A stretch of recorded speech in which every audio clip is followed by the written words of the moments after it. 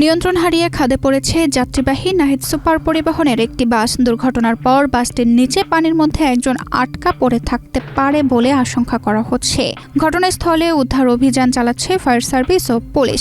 সোমবার সকাল 10:30টার দিকে ঝালুকাঠির নলছিটি উপজেলার পূর্ব রায়পুর বটতলা এলাকায় এই দুর্ঘটনা ঘটে। পিরোজপুরের মঠবাড়িয়া থেকে বরিশালের উদ্দেশ্যে যাত্রী নিয়ে রওনা হওয়া নাহিদ সুপার পরিবহনের বাসটি পথে একটি দুর্ঘটনার কবলে পড়ে।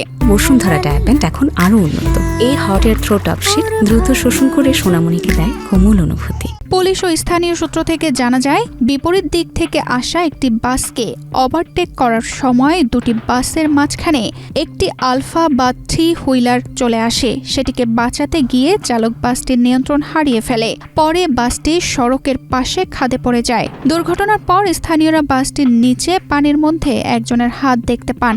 এতে ধারণা করা হচ্ছে ওই ব্যক্তি বাসের নিচে চাপা পড়ে আটকা রয়েছেন। তবে তাৎক্ষণিকভাবে তার পরিচয় নিশ্চিত হওয়া যায়নি।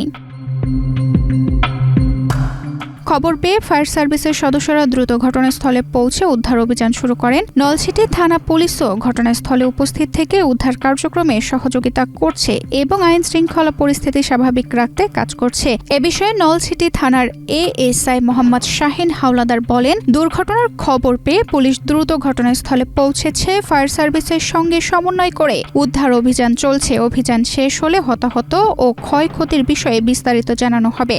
উদ্ধার অভিযান শেষ না হওয়া পর্যন্ত হতাহতের সঠিক সংখ্যা নিশ্চিত করা যায়নি। ফায়ার সার্ভিস ও পুলিশের তৎপরতা অব্যাহত রয়েছে। তানজিদা রহমান, ইনায়া, বাংলাদেশ প্রতিদিন।